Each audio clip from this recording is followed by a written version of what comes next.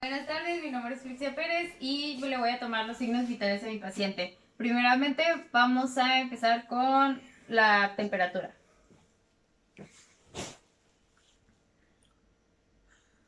Él tiene una temperatura de 36.5, lo cual es completamente normal. Ahora vamos a pasar a la frecuencia cardíaca. Dame tu mano.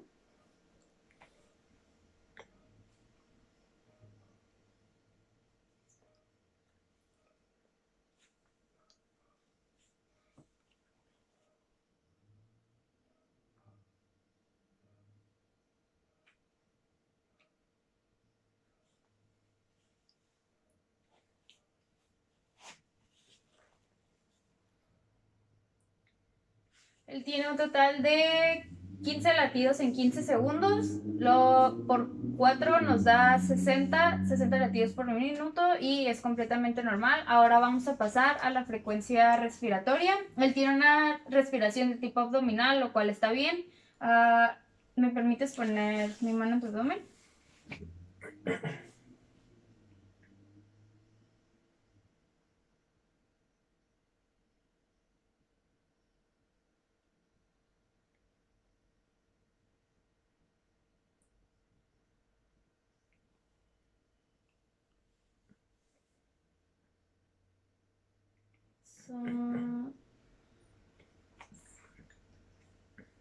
Dieron 6 en 15 segundos por 4 van a ser 24. Él estaba un poquito acelerado, pero no es tanto, ya que el máximo son 20 respiraciones por minuto. Ahora vamos a pasar a la presión arterial. Para eso necesitamos un estetoscopio y un baumanómetro.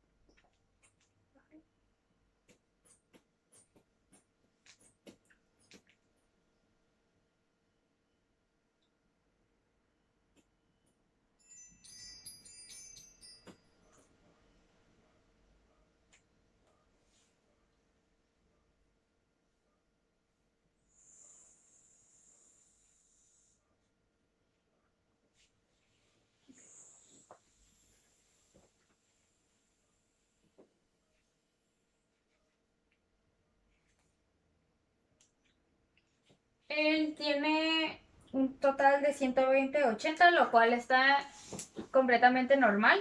Y por mi parte es todo. Muchas gracias.